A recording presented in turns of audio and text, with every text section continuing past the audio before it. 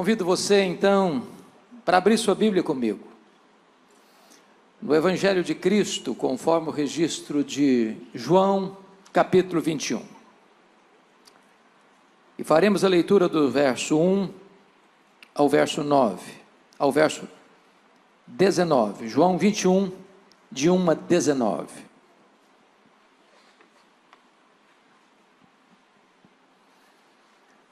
Está escrito o seguinte: depois disto, tornou Jesus a manifestar seus discípulos junto do mar de Tiberíades, e foi assim que ele se manifestou.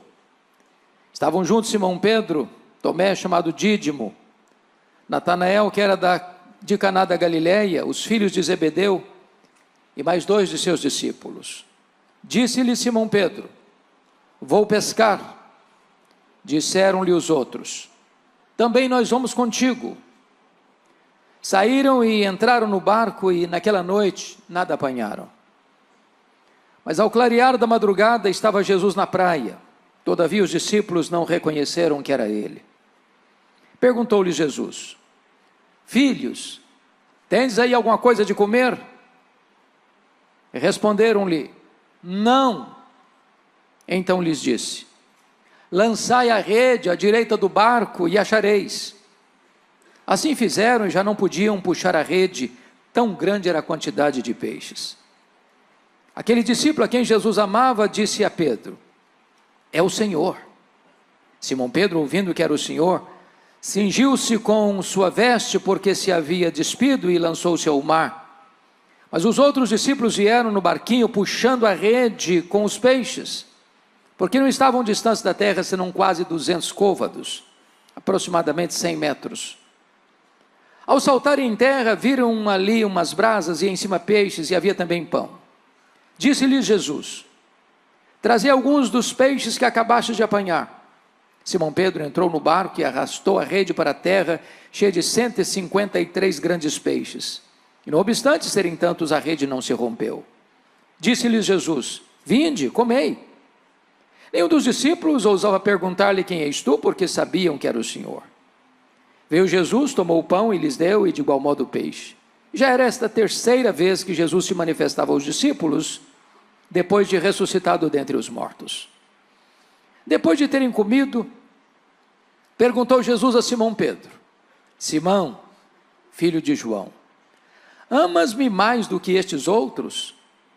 Ele respondeu: sim, Senhor, tu sabes que te amo. Ele lhe disse: apacenta os meus cordeiros.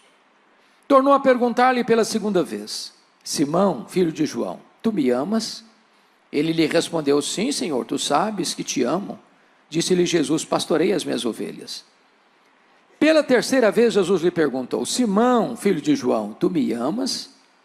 Pedro entristeceu-se por ele lhe ter dito pela terceira vez: tu me amas? E respondeu-lhe: Senhor, tu sabes todas as coisas, tu sabes que eu te amo. Jesus lhe disse: apacenta as minhas ovelhas. Em verdade te digo, que quando eras mais moço, tu te cingias a ti mesmo, e andavas por onde querias. Quando, porém, fores velho, estenderás as mãos, e outro te cingirá e te levará para onde não queres. Disse isto para significar com que gênero de morte Pedro havia de glorificar a Deus. Depois de assim falar, acrescentou-lhe: segue-me. Eu quero pedir permissão a vocês para só voltar nesse texto já na conclusão da minha fala. Meu propósito nesta manhã é apresentar a vocês o apóstolo Pedro. Quem foi este homem? Que foi discípulo, que foi apóstolo de Cristo e o líder deles. Quem foi este homem que abriu a porta do Evangelho para judeus e gentios? Quem foi este homem que, cheio do Espírito Santo, pregava e os corações se derretiam? Orava pelos enfermos e eles eram curados. Quem é este homem que, tomado de santa ousadia, não temia mais açoites, nem prisões, nem mesmo martírio? Quem é este homem? Este homem é mais do que um nome, ele é um emblema. Este homem é um símbolo de quem você é e de quem eu sou, de quem nós somos. Pedro é um retrato da humanidade, dos seus avanços e recuos, das suas escaladas e quedas, de suas promessas de arrojada fidelidade e de negação vergonhosa do Senhor da sua vida. Quem é esse homem? Capaz de uma fé robusta no momento? Se és tu, Senhor, manda-me ir ter contigo por sobre as águas, para depois se render ao medo e ao pavor e naufragar. Capaz de declarar de maneira cristalina: tu és o Cristo, Filho do Deus vivo, para em segui-la, usado por Satanás, tentar afastar Jesus da cruz. Quem é este homem que é capaz de jurar fidelidade inegociável a Cristo, ainda que todos te abandonem, eu jamais, para em seguida covardemente negar Jesus 3 vezes? Quem é este homem? Este homem está aqui nesta manhã. Este homem mora debaixo da sua pele. O coração de Pedro bate no seu peito. O sangue de Pedro corre em suas veias. Você e eu somos Pedro. E o que Jesus fez na vida dele pode fazer na sua, na minha, na nossa vida nesta manhã. Um dos primeiros episódios retratados na Bíblia sobre Pedro está lá em Lucas 5. Diz a Bíblia que Jesus estava ensinando uma grande multidão às margens do mar da Galileia, um lago de águas doces, de 21 quilômetros de comprimento por 14 de largura, o maior reservatório de águas doces do Oriente Médio, a 220 metros abaixo do nível do mar Mediterrâneo, encurralados pelas montanhas de Golã e pelas montanhas da Galileia. E diz a Bíblia que os pescadores, dentre eles Pedro, depois de uma noite infrutífera de trabalho, lavavam as redes. Quando Jesus olha e vê 2 barcos ancorados, um é o de Pedro, Jesus entra especificamente no barco de Pedro e diz para ele: afasta o barco, Pedro. E Jesus transforma aquele barco num púlpito, a água no veículo da sua voz e ministra aquela grande multidão. Depois diz a Pedro assim: ô Pedro, vai para o fundo, lança-te ao largo, lançai as vossas redes para pescar. Pedro, que era um profissional, porque nascera ao redor do lago, trabalhara naquele lago a vida inteira, responde para Jesus: Senhor, desse negócio aqui entendo eu. Aqui eu sou profissional, aqui eu sou autoridade. Então entenda uma coisa: o mar não está para peixe hoje. Trabalhamos a noite inteira, não pegamos nada. Mas de repente um lampejo de fé acende-lhe na alma e ele diz: mas sob a tua palavra eu lançarei as redes. E quando ele lança as redes, um cardume começa a pular nas redes, as redes começam a se romper, aquele barco não consegue reter o produto milagroso daquela pesca, o outro barco precisa vir. E quando Pedro percebe que não está apenas diante de uma pescaria de sorte, mas de um milagre extraordinário, e ele larga para lá o barco, ele larga para lá as redes, ele larga para lá os peixes, ele nada na direção de Jesus, se prostra aos pés de Jesus e diz: Senhor, afasta-te de mim, vai embora de mim, eu sou um pecador, eu não posso estar na tua presença. E Jesus olha para ele e diz: não temas, a partir de hoje eu farei de ti um pescador de homens. E Pedro deixa as redes e troca as redes pelo cajado e passa a seguir a Jesus. Mais tarde é escolhido como apóstolo de Jesus e o líder deles. Caminha com Jesus, escuta Jesus, vê os milagres de Jesus. E diz a Bíblia que agora Jesus está lá no extremo norte de Israel, lá nas fraldas do Monte Hermon, lá na divisa com a Síria, lá em Bânias, onde nasce o Rio Jordão, lá em Cesareia de Filipe. E Jesus faz uma enquete com seus discípulos assim: quem dizem os homens ser o filho do homem? Em outras palavras, o que o povo comenta a meu respeito? E eles disseram: Senhor, o povo está muito confuso, o povo não sabe nada. Uns pensam que tu és João Batista, outros pensam que tu és Elias, outros pensam que tu és Jeremias, outros pensam que tu és alguns dos profetas. O povo não sabe nada, o povo está confuso. Parece que ainda hoje é assim. Então Jesus pergunta para eles: e vós, quem dizeis que eu sou? E Pedro, que era um líder, ele não suportava que ninguém falasse na frente dele, se adianta e fala em nome do grupo: tu és o Cristo, o Filho do Deus vivo. talvez até aguardando um elogio de Jesus. Parabéns, Pedro, você é um homem muito inteligente, você tem uma capacidade muito grande de discernir as coisas. Mas não foi o que Jesus disse, não. Jesus disse assim: bem-aventurado és, Simão Bar-Jonas, porque não foi carne e sangue quem tu revelaram, mas o meu Pai que está nos céus. Em outras palavras, Jesus está dizendo para Pedro o seguinte: ô Pedro, você só sabe quem eu sou porque o Pai me revelou para você. Porque se o Pai não tivesse me revelado para você, como povo, você também não saberia quem eu sou. E Jesus engata e diz: e eu também te digo que tu és Pedro, e sobre esta pedra eu edificarei a minha igreja, e as portas do inferno não prevalecerão contra ela. Está aqui, meus irmãos, em Mateus 16, 18, um dos textos mais importantes da Bíblia, de cujo correto significado depende o futuro da igreja. Quem é esta pedra sobre a qual a igreja está edificada? Há 3 interpretações na história da igreja. Primeiro, é que o Pedro é a pedra. Talvez hoje mais de 800 milhões de pessoas subscrevem esse pensamento. Há uma frase em latim muito conhecida: ubi Petros ibi ecclesia. Onde está Pedro? Aí está a igreja. A segunda interpretação é que a pedra sobre a qual a igreja é edificada é a declaração de fé: tu és o Cristo, o Filho do Deus vivo.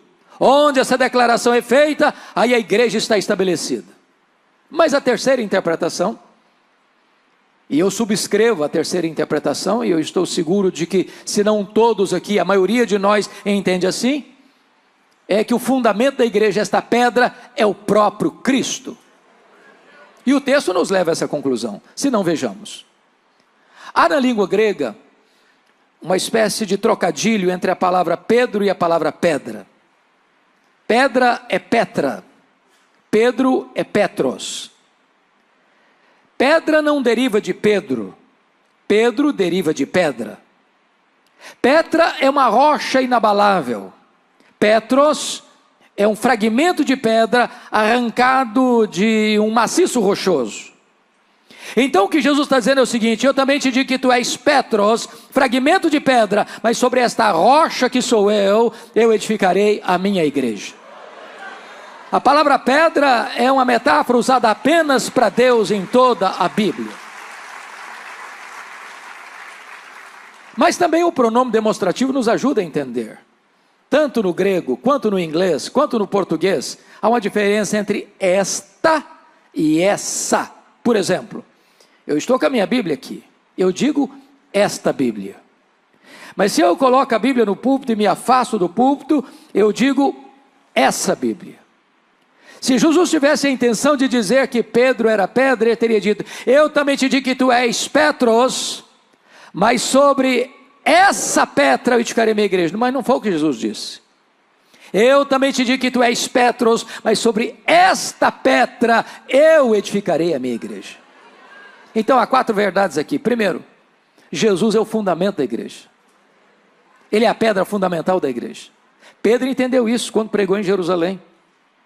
Pedro entendeu isso no final da vida, quando escreveu a sua primeira carta. Jesus é a pedra. Paulo entendeu isso quando disse: ninguém pode lançar outro fundamento além daquele que já foi posto, o qual é Cristo Jesus nosso Senhor. Então a igreja está debaixo, a igreja está fundamentada sobre esta base sólida que não se abala: Jesus Cristo nosso Senhor. A segunda verdade é que Jesus é o dono da igreja. Ele diz assim: eu edificarei a minha igreja. A igreja não é sua, a igreja não é minha, a igreja não é nossa, a igreja tem dono. E o dono da igreja tem marcas de cravos em suas mãos. O dono da igreja a comprou não com ouro, não com prata, mas com seu precioso sangue. Terceiro, Jesus é o edificador da igreja. Ele está dizendo: eu edificarei a minha igreja.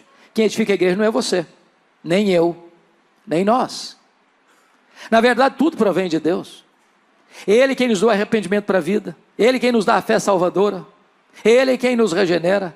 É Deus quem nos justifica, é Deus quem nos santifica, é Deus quem nos batiza pelo Espírito no corpo de Cristo, é Deus quem nos sela com o Espírito Santo, é Deus que nos deu o Espírito como penhor da nossa redenção, é Deus quem há de nos glorificar. Tudo provém de Deus, a salvação é obra de Deus de A a Z, para que toda a glória pertença a Ele. É Ele quem está edificando a sua igreja. Nós poderíamos usar todo o nosso conhecimento, toda a nossa metodologia, e nós não produziríamos sequer um convertido. Não fora Deus, nenhum de nós estaria aqui nesta manhã. É Ele quem está edificando a sua igreja. Mas em quarto lugar, Jesus é o protetor da igreja. E as portas do inferno não prevalecerão contra ela. Não importa se vem perseguição, não importa se a situação se tornará adversa, meus irmãos, nada nem ninguém pode deter os passos da igreja, porque a igreja é vitoriosa, a igreja é indestrutível, porque aquele que morreu por ela a protege do mal. Diz o texto de Mateus 16, que depois de Jesus deixar isso claro para os seus discípulos, ele vira uma página e começa a ensinar uma nova fase do discipulado. E pela primeira vez, ele compartilha com seus discípulos que era necessário que ele subisse para Jerusalém, fosse entregue nas mãos dos principais sacerdotes e escribas, para ser crucificado, para ressuscitar ao terceiro dia. E quando Pedro, que acabara de falar que ele era o Cristo, o Filho do Deus vivo, escuta isso, ele chama Jesus à parte. Vem cá, Jesus, vem cá um pouquinho, vem cá. E passa a repreender a Jesus. Tem compaixão de ti mesmo. Que é isso? Larga a mão desses pensamentos doentios, soturnos. Não pense em cruz não, pense em vida. E Jesus olha para ele e diz: arreda, Satanás, és para mim causa de tropeço. Tu não cogitas as coisas de Deus, apenas as coisas dos homens. Irmãos, entendamos isso. Se a igreja estivesse edificada sobre Pedro, ela estaria edificada sobre uma areia movediça. Mas bendito seja Deus, a igreja está edificada sobre uma rocha que não se abala. Mas vamos entender algo aqui. O que é que Jesus não disse? Jesus não está dizendo que Pedro é Satanás. Segundo, Jesus não está dizendo que Pedro está endemoniado. Terceiro, Jesus não está mandando Pedro arredar. Quarto, Jesus está mandando Satanás arredar. Que Satanás? O Satanás que está induzindo Pedro a afastar Jesus da cruz. Porque se não entendermos isso, a gente vai dizer: arreda, Pedro. Aí o Satanás fica. Não, Satanás arreda, Pedro fica. Pedro é discípulo, Pedro é apóstolo. Em Pedro, Jesus vai continuar trabalhando e investindo. Eu quero dizer para você que apesar dos nossos deslizes e fracassos, o Senhor Jesus não abre mão da nossa vida. Ele não desiste de nós. Tanto é prova, meus amados, que uma semana depois, Jesus sobe um alto monte para orar. E quem ele leva consigo? Pedro, Tiago e João. A tradição diz que é o Monte Tabor, outros acham que é o Monte Hermon. Não importa que monte, cristão não faz peregrinação sagrada. Para o cristão todo o solo é sagrado. Jesus está aqui nesta manhã e Ele é digno de toda honra, de toda glória e de todo louvor. Mas diz a Escritura que o Senhor Jesus sobe este monte para orar e ora, e Pedro e os seus colegas dormem. Porque o que dá prazer em Jesus, dá cansaço neles. No topo daquela montanha, 4 milagres aconteceram. Primeiro milagre, Jesus foi transfigurado diante deles.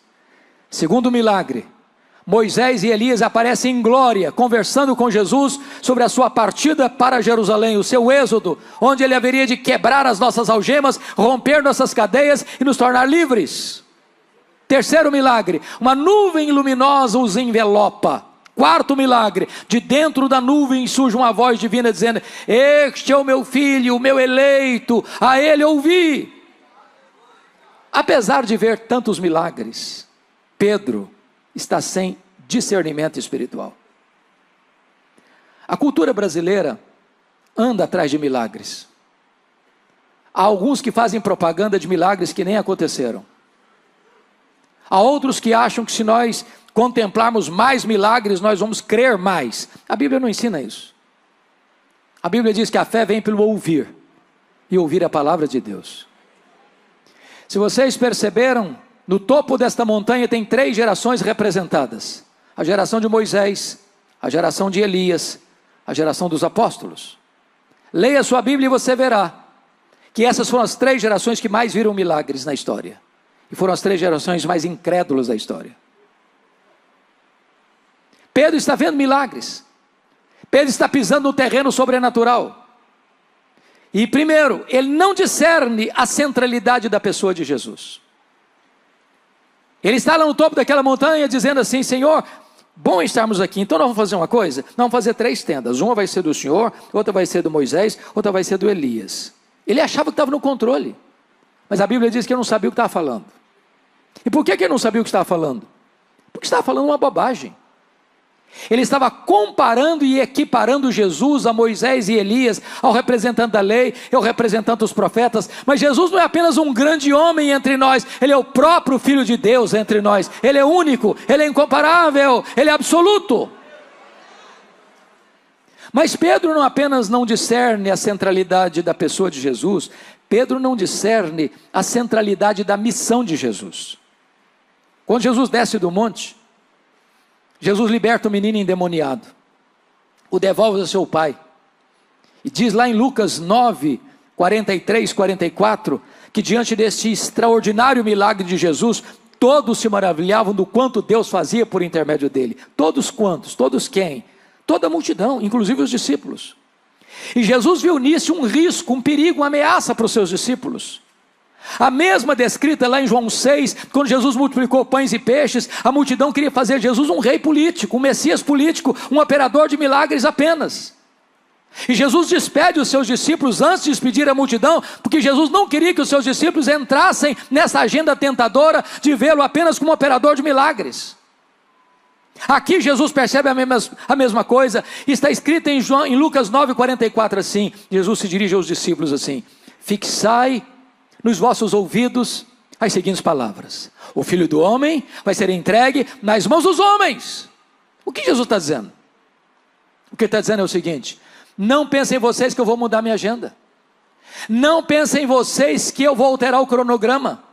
Não pensem vocês que eu desci do céu apenas para realizar milagres, para curar os enfermos, para levantar os paralíticos, para purificar os leprosos. Eu vim ao mundo para ir para a cruz, e é para a cruz que eu estou indo, porque é lá na cruz que eu vou libertar vocês, é lá na cruz que eu vou tornar vocês livres, é lá na cruz que será o êxodo de vocês.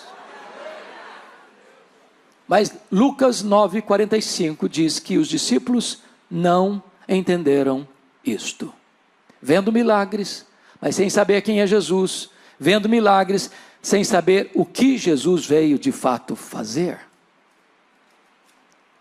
Lucas 9, 51 e 53 diz que a partir desse momento que Jesus desce do monte, ele vai caminhar para Jerusalém, e todo mundo podia ler isso no rosto dele, todo mundo podia perceber que ele estava resolutamente determinado a caminhar para a cruz.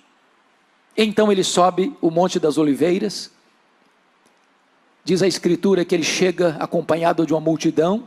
Havia uma outra multidão esperando Jesus, porque na Páscoa a população de Jerusalém quintuplicava, e quando ele entra, ele começa a descer o Monte das Oliveiras, e as multidões vão cantando e vão celebrando e dizendo: Hosana, Hosana, bendito que vem em nome do Senhor. E ele atravessa o Vale do Cedron, ele começa a subir as encostas do Monte Moriá, tem a entrada da cidade. Diz Lucas que quando ele entra na cidade, a multidão canta e Jesus chora.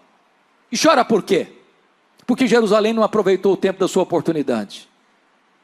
Porque Jerusalém matou os profetas de Deus e haveria de crucificá-lo. Chora porque Jesus vê profeticamente a cidade sendo arrasada até os fundamentos pelos romanos, provocando a maior diáspora de todos os tempos, desde o ano 70 a 14 de maio de 1948.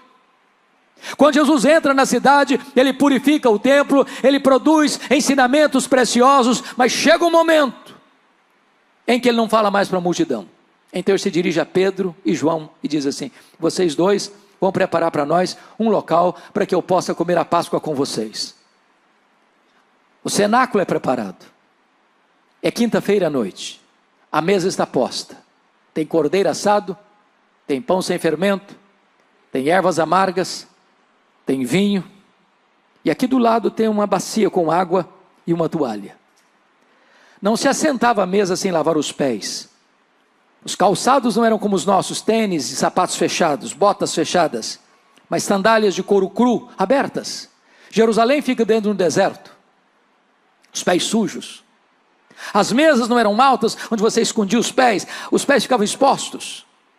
Mas os discípulos eram muito orgulhosos para lavar os pés uns dos outros, e então o que é que eles fazem? Eles se assentam à mesa com os pés sujos.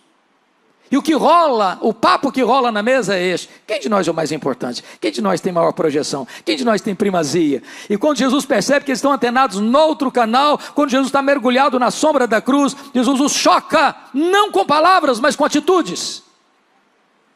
Ele pega a bacia, cinge-se com a toalha e começa a lavar os pés dos discípulos. Olha o constrangimento, olha o tapa de luva. Jesus lavando o pé de Tomé, de Mateus, de Judas Iscariotes. Quando Jesus chega diante de Pedro, eu acho que ele arregala os olhos e pergunta: tu lavarás os pés a mim? Jesus respondeu: o que eu faço agora? Você não entende, você entenderá depois. Aí o Pedro, que era 880, disse: Senhor, os meus pés nunca tu hás de lavar. Não, eu não vou aceitar isso. Que tu te humilhes a ponto de se tornares um escravo, não, os meus pés tu não vais lavar. E Jesus olha para ele e disse: se eu não te lavar os pés, tu não tens parte comigo. Aí ele disse: então o senhor lava os pés, o senhor lava as mãos, o senhor lava a cabeça, o senhor me dá um banho, pronto. Não, Pedro, agora é você que não está entendendo. Todos vocês já estão limpos, exceto um. Só basta lavar os pés. O que Jesus quis dizer com isso? Todos vocês já passaram pelo lavar regenerador do Espírito Santo. Isso acontece uma única vez na vida e nunca mais precisa se repetir. Mas aqueles que já foram regenerados precisam constantemente no processo da santificação. Ali, irmãos, há um corte radical na história da humanidade. Porque no cenáculo, Jesus, ao comer a Páscoa, encerra esse ciclo, quando ele pega um pão, o parte e diz: este pão é o meu corpo, que é dado por vós, tomai e comei, faz isto em memória de mim. Quando ele pega o copo de vinho e diz: este cálice é a nova aliança em meu sangue, tomai e bebei dele todos, fazei isto em memória de mim. Ali encerra a Páscoa judaica, ali começa um novo tempo na história. Não tem mais matança de cordeiro, não tem mais sacrifício. Agora Jesus se apresenta como o Cordeiro de Deus que tira o pecado do mundo. Agora ele é o nosso Cordeiro Pascal. Todo o Antigo Testamento era a sombra dele, ele é a realidade. Ele é a semente da mulher, ele é o Cordeiro da Páscoa, ele é o maná que caiu do céu, ele é a água que brotou da rocha, ele é a coluna de nuvem, ele é a coluna de fogo, ele é o santuário, ele é a arca da aliança, ele é o templo, ele é a festa, ele é o sacrifício, ele é representado pelo sábado. Tudo era a sombra dele. Ele é a realidade. Chegou a realidade, as sombras não precisam mais. Ele é o cumprimento da lei.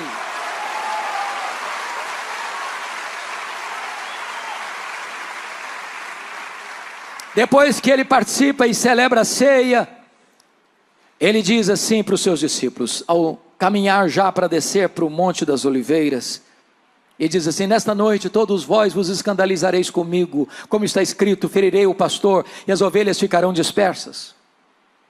Então Jesus se aproxima do Pedro, diz: Pedro, Satanás vos requereu para peneirardes como trigo, mas eu roguei por ti para que a tua fé não desfaleça. Quando te voltares para mim, fortalece os teus irmãos. Eu acho, pastor Josué, que o Pedro deu uma raspada na garganta e disse: Senhor, eu sei o que está acontecendo, eu sei que o clima está tenso, eu sei que nos bastidores eclesiásticos aí estão tramando a tua prisão e a tua morte. Aqui para nós, Jesus, eu acho que os meus colegas não têm tutano para aguentar isso não. Mas deixa eu dizer uma coisa para o senhor: eu sou um cabra macho, a corda não rói do meu lado, só conta comigo. Ainda que todos te abandonem, eu jamais. Aliás, por ti darei minha vida. Eu estou pronto a ir contigo para a prisão e para a morte.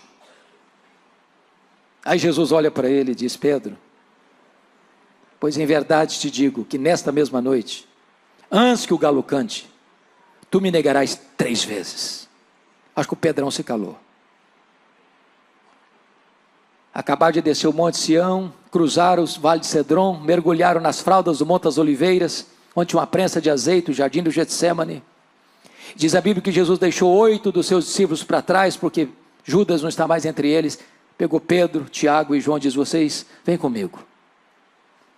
Quando Jesus ficou sozinho com os 3, Jesus abriu o coração para eles e disse: a minha alma está profundamente triste até a morte. Ficai comigo, vigiai comigo. E diz a Bíblia que Jesus avança sozinho para o interior do jardim. Ele, o Rei da Glória, o Criador do Universo, prostra-se com o rosto no chão. E segundo Hebreus 5:7, ele oferece forte clamor e lágrimas àquele que podia libertá-lo da morte. E ele ora, e ele chora, e ele ora, e ele chora, e ele ora, e ele chora. Diz: Pai, se possível, passe de mim este cálice sem que eu beba, se não seja feita a tua vontade.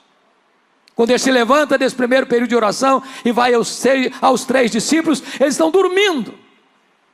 E Jesus não acorda os 3, não, acorda Pedro. Pedro, nenhuma hora pudeste vigiar comigo? Vigiai e orai para que não entreis em tentação. O espírito está pronto, mas a carne é fraca. E Jesus volta para o segundo período de oração, e ora e chora, e ora e chora, e ora e chora, e fala as mesmas palavras. Vem um anjo do céu e o consola. Jesus volta-se para Pedro, e os seus colegas estão dormindo de novo. Jesus volta para o terceiro round de oração. Agora a luta é mais titânica, a batalha é mais renhida. Agora Jesus não molha o chão apenas com as suas lágrimas, mas também com o seu sangue, numa luta de sangrento suor. A pergunta, irmãos, é: que cálice era esse que trazia tanta angústia em Jesus? Será que este cálice era a certeza que os seus discípulos o abandonariam? Será que era certeza que uma turba fortemente armada, capitaneada por Judas Iscariotes, o prenderia naquela noite? Será que era certeza que ele seria levado ao sinédrio para ser cuspido e esbordoado? Será que era certeza de que costurariam contra ele 2 pesadas acusações: blasfêmia contra Deus e conspiração contra César? Será que era certeza de que o governador Pôncio Pilatos, covardemente, para atender ao grito da multidão, o entregaria à cruz? Será que era certeza de que ele caminharia pelas apinhadas ruas de Jerusalém, sob os apupos e vaias de uma multidão ensandecida? Será que era certeza que ele seria esticado naquele leito vertical da morte, suspenso entre a terra e os céus? E a resposta é 1000 vezes não. Este cálice era a santa ira de Deus, que devia cair sobre a sua cabeça, sobre a minha cabeça. Este cálice era a certeza de que ele, sendo amado do Pai, gritaria na cruz: Deus meu, por que me desamparaste? Este cálice era a certeza de que, sendo ele santo, santo, santo, ele seria feito pecado por nós. Este cálice era a convicção de que, sendo ele bendito eternamente, seria feito maldição por nós. Notem vocês, a angústia que Jesus trava não é na cruz, é no Getsemane. Quando ele termina esse terceiro período de oração, não tem mais angústia nele. Não tem mais angústia nele. Quando ele termina esse terceiro período de oração, ele se levanta, dá uma balançada em Pedro e nos seus colegas, diz: acordai, vamos-nos, o inimigo se aproxima. E quando a turba chega, Jesus não se esconde, Jesus não se esgueira nas trevas. Jesus se apresenta e pergunta: a quem buscais? Responderá: Jesus o Nazareno. Pois sou eu. E caíram por terra. A partir de agora ele vai para o sinédrio, e ele é cuspido, e ele é esbordoado, e ele está firme como uma rocha. A partir daqui ele vai para o pretório romano, e quem está em crise e desespero é o juiz que o julga, é Pôncio Pilatos. Ele está firme como uma rocha, caminhando para a cruz como um rei caminha para a sua coroação. A partir daqui ele caminha debaixo do lenho maldito. As mulheres choram, e ele pergunta: por que vocês estão chorando por mim? Não chorem por mim, chorem por vós e por vossos filhos. A partir daqui ele é pregado na cruz e transforma esse patíbulo de horror num palco para a glória de Deus e num instrumento para a nossa salvação, dizendo para aquela multidão: Pai, perdoa-lhes, porque não sabem o que fazem. Dizendo para o ladrão à sua direita: arrependido, hoje mesmo estarás comigo no paraíso. Dizendo para sua mãe: mulher, eis aí teu filho, filho, eis aí teu pai. Dizendo para o pai: Deus meu, por que me desamparaste? Tenho sede. Mas a sexta palavra é uma palavra de vitória: está consumado, o preço está pago, aquele que crê em mim não deve mais nada, eu cumpri a missão que tu me confiaste para fazer. Então, Pai, receba o meu espírito. Naquela noite Jesus foi preso, não porque sucumbiu ao poder de Roma. Está escrito em Lucas, porque aquela era a hora das trevas, e para aquela hora Jesus tinha vindo. Os discípulos de Jesus se dispersaram, acovardados, e Pedro também, ia seguindo Jesus de longe, sorrateiro e furtivamente, conseguiu entrar lá na casa do sumo sacerdote. Tinha uma fogueira acesa, a noite estava fria, e ele tenta se aquentar ali ao redor daquela fogueira, quando passa uma criada, no lusco-fusco da noite, olha bem para ele, consegue discerni-lo, e diz assim: tu também és discípulo dele? Pedro ouviu isso, e negou diante de todos, dizendo: eu não sei o que dizes. Ele sai aqui, desta área, vai lá para o alpendre, tenta se esconder por lá, quando passa outra criada e olha, o discerne e diz assim para os colegas: aquele lá é discípulo dele também. Pedro escutou isso e disse: eu juro que eu não conheço esse homem. Passaram alguns homens, o reconheceram e disseram: esse sotaque seu nortista, esse sotaque de Galileu, indisfarçável, você é discípulo dele mesmo, você é mesmo. E ele agora não apenas nega, ele agora não apenas jura, ele agora blasfema, ele fala palavrão, ele fala impropérios. Eu não conheço esse homem. O galo cantou, e quando o galo cantou, Jesus cravou nele o olhar. Diz a Bíblia que Pedro caiu em si, desatou a chorar e saiu dali chorando amargamente. Naquela quinta-feira à noite, Jesus foi cuspido, foi esbordoado. Pedro não estava lá. Sexta-feira de manhã, Jesus levado ao pretório romano. Pedro não estava lá. Sexta-feira, 9h da manhã, Jesus é pregado na cruz. Pedro não estava lá. Foi outro Simão que ajudou Jesus a carregar a cruz. Pedro não estava lá. 3h da tarde, na sexta-feira, Jesus morre na cruz. Pedro não estava lá para sequer oferecer um sepultamento digno para ele. Foi preciso que outra pessoa fizesse. Jesus foi sepultado e Pedro não estava lá. Chegou o sábado, o silêncio da morte. Pedro está trancado com medo dos judeus. Domingo de manhã, não é Pedro, nem os discípulos, são as mulheres da Galileia que vão ao sepulcro. Pedro não estava lá. Quando elas chegam, pensando quem vai rolar a pedra está rolada. Quando elas olham, o túmulo está aberto. Quando elas entram, o túmulo está vazio. Quando elas saem, um anjo pergunta para elas: o que vocês vieram fazer aqui? Procurar entre os mortos aquele que está vivo. Ele não está mais aqui não, ele ressuscitou. E tem um recado aqui. Ide, dizei aos seus discípulos e a Pedro que ele irá diante de vós para Galileia, lá o vereis, como ele vos diz. Meus irmãos, por que mencionar o nome do Pedro? Ele é discípulo. Por que Jesus mencionou o nome de Pedro? Por que Pedro? Porque Jesus sabia que Pedro não se sentia mais discípulo. Pedro, Petros, fragmento de pedra, mentira, pó, apenas pó. Negou seu nome, negou sua fé, negou seu apostolado, negou o seu Senhor. Pedro desistiu de Jesus, mas Jesus não desistiu de Pedro.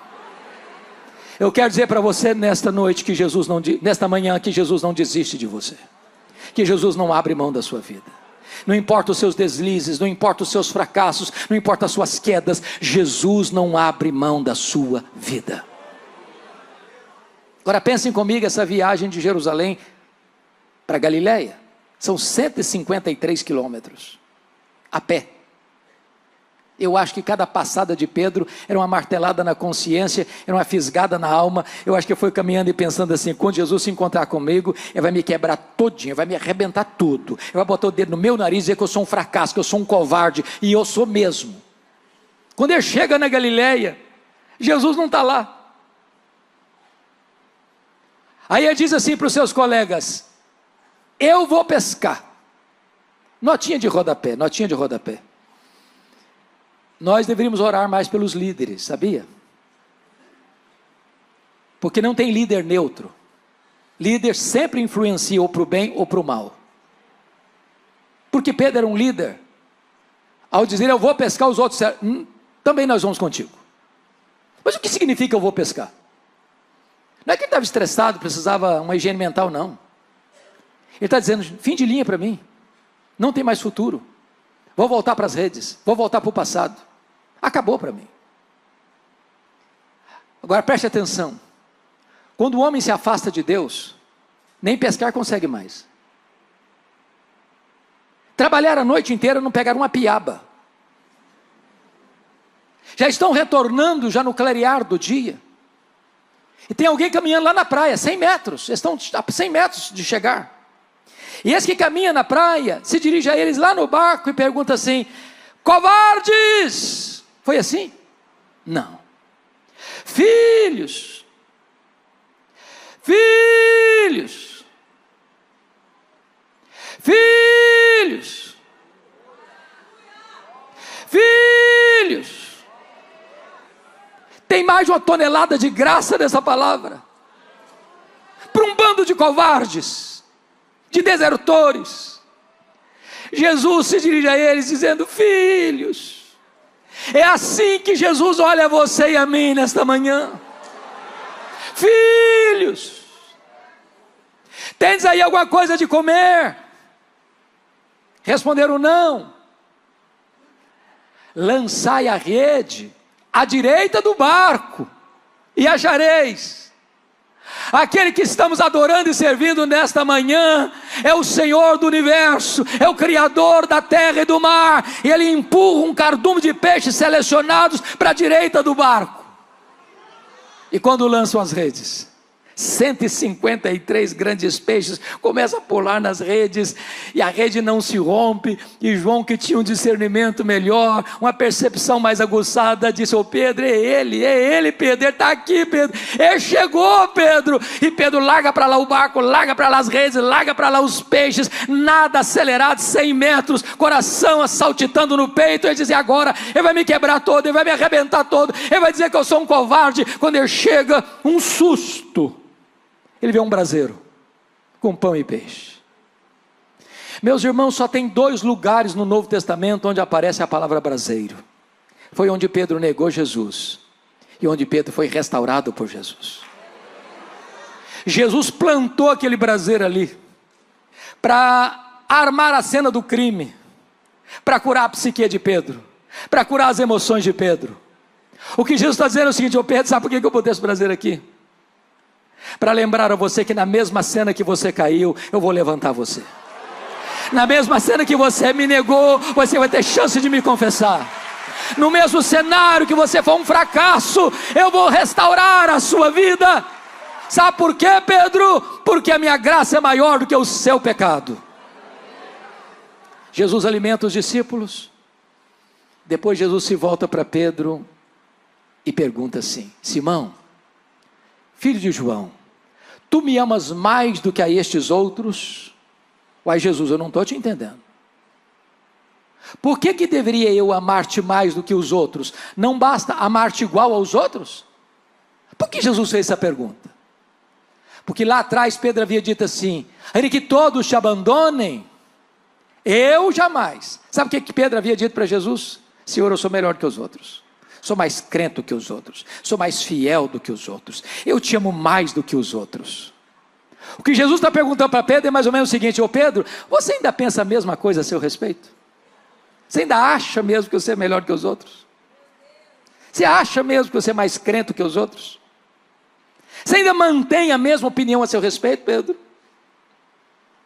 Sim, Senhor, tu sabes que eu te amo, tu apacenta os meus cordeiros. Aí Jesus pergunta a segunda vez, Simão, filho de João, tu me amas? Agora não pergunta se ama mais não, só pergunta se ama. Sim, Senhor, tu sabes que eu te amo, então pastorei as minhas ovelhas. Aí Jesus perguntou a terceira vez, Simão, filho de João, tu me amas? Sim, Senhor, eu estou até triste com isso. O Senhor vai perguntar 3 vezes.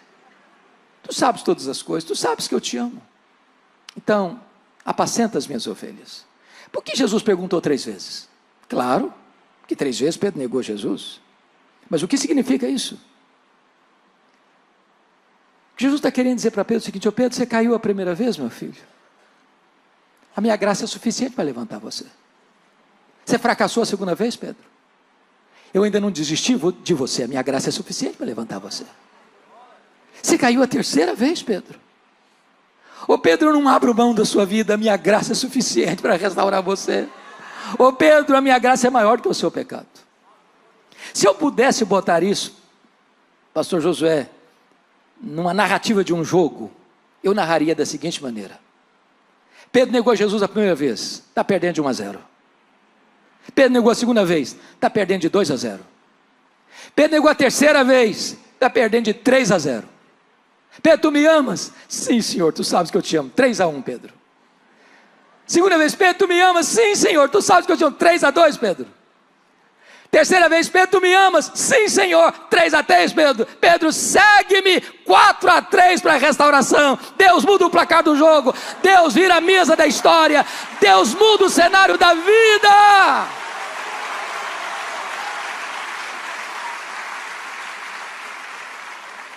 Irmãos queridos, há uma riqueza na língua grega nesse texto que não consegue ser vertida para a língua portuguesa. Me permita explicar. Quando Jesus perguntou para Pedro a primeira vez: tu me amas? Vocês sabem que no grego tem 4 palavras para amor: eros, storge, filia e ágape. Quando Jesus pergunta: tu me amas a primeira vez? Jesus usa o verbo agapau, o amor sacrificial, o amor que dá a vida pelo outro. Jesus perguntou assim: Petros, agapas-me? Tu me amas com amor ágape? Tu me amas a ponto de dares tua vida por mim, de morreres por mim? Pedro não respondeu essa pergunta. O que ele respondeu foi: Senhor, amor ágape eu não tenho. Eu não tenho coragem de dar minha vida por ti. Eu não estou pronto a morrer por ti. Eu só gosto de ti. E respondeu assim: Filose. Eu gosto do Senhor com amor filia, com amor ágape não. Filose. Aí Jesus fez a segunda pergunta do mesmo jeito: Petros, agapas-me? Tu me amas a ponto de dares tua vida por mim, de morreres por mim? Pedro respondeu do mesmo jeito: ah, Senhor, amor ágape eu não tenho. Eu não estou pronto a morrer por ti. Eu não tenho coragem de dar minha vida por ti. Eu só gosto de ti. E respondeu do mesmo jeito: Filose. Por que ficou triste da terceira vez? Porque Jesus mudou a pergunta. Jesus usou na terceira pergunta o mesmo verbo que Pedro usara nas 2 respostas anteriores. Jesus pergunta para ele: Petros, fileis-me? Pelo menos tu gostas de mim? Pedro respondeu do mesmo jeito: é isso, Jesus, só gosto de ti. Filose. O que eu aprendo com isso? Quando Pedro, confiando em si, prometeu a Jesus de dar sua vida por ele, Pedro negou Jesus. Mas quando Pedro humildemente reconheceu que não tinha forças para dar sua vida por ele, aí Jesus o capacitou a dar sua vida por ele. Aqui Jesus restaura Pedro. Aqui Jesus levanta Pedro. A partir daqui Pedro é um homem de oração. A partir daqui Pedro é um homem cheio do Espírito Santo. A partir daqui Pedro prega e os corações se derretem. A partir daqui Pedro ora pelos enfermos e eles são curados. A partir daqui Pedro é um gigante nas mãos de Deus. Mas preste atenção numa coisa: Jesus não apenas restaura Pedro, Jesus restaura o ministério de Pedro. Pedro agora abandona as redes e troca as redes pelo cajado. Apacenta os meus cordeiros, pastoreia as minhas ovelhas, apacenta as minhas ovelhas. Talvez nesta manhã eu estou falando para pastores, para líderes, para gente de proa, para gente que um dia pôs a mão no arado e voltou atrás, que desistiu do ministério, que desistiu da liderança, que desistiu de estar na linha de frente. E eu quero dizer para você que Jesus está aqui nesta manhã para restaurar a sua vida, para restaurar o seu ministério, para devolver a você nesta manhã o cajado de pastor. É hora de você largar as redes e pegar o cajado. É hora de você pegar as redes para ser pescador de homens. É hora de você ser usado nas mãos de Deus. Agora preste atenção, versículo 18. Jesus diz: ô Pedro, você está lembrado daquele dia que você falou que estava pronto a morrer por mim? Estou sim, Jesus, estou sim. Pois bem, Pedro, esse dia vai chegar. Mas nem agora não, quando você ficar velho. Hoje você é jovem, você vai para onde você quer. Mas quando você ficar velho, eles vão cingir você, vão pregar você, vão crucificar você. E com esse gênero de morte, você vai glorificar a Deus. Eu acho, pastor Josué, que se não for a graça, Pedro deveria ser internado numa clínica psiquiátrica. Pensa comigo nisso. Está pregando um sermão abençoado, passa na cabeça dele, quando eu ficar velho, não vou ter aposentadoria, não vou numa casa de praia, não vou para uma casa de montanha, eu vou ser crucificado. Ele chega em casa, ele era casado, a esposa dele ia dar um abraço nele, passava pela cabeça dele, quando eu ficar velho, eu vou ser crucificado. Sem graça, irmãos, isso gera paranoia. Talvez você pergunte, mas como é que foi esse negócio? Como é que ele administrou isso? Como é que foi isso na vida dele? Ele vai contar para nós e eu termino aqui. Abra sua Bíblia lá em 2ª carta de Pedro, capítulo 1, versículo 14 e 15. Ele conta para nós como é que foi esse final. Veja lá.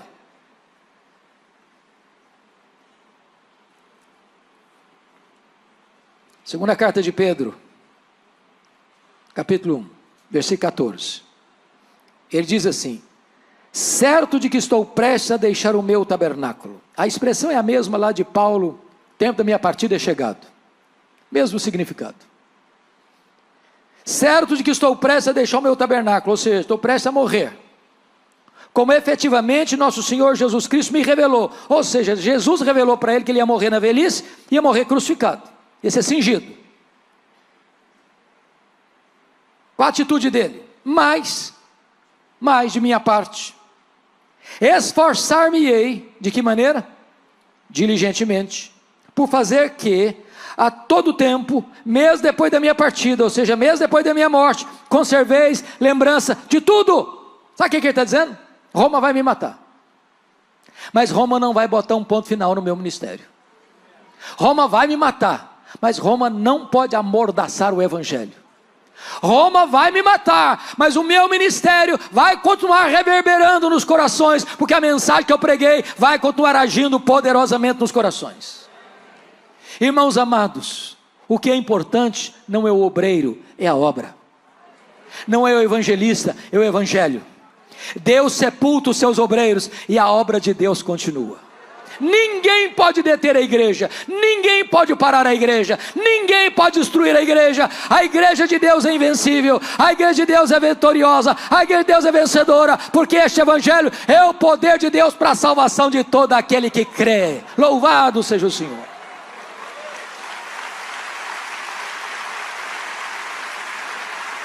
A minha oração nesta manhã, irmãos, é que Deus levante homens e mulheres cheios do Espírito Santo, da fibra de Pedro.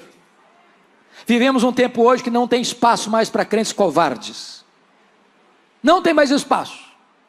É hora de assumir uma posição e entender que se vivemos, para o Senhor vivemos. Se morremos, para o Senhor morremos. Quer pois vivamos, quer pois morramos, nós somos do Senhor. Que Ele abençoe sua vida e encoraje o seu coração.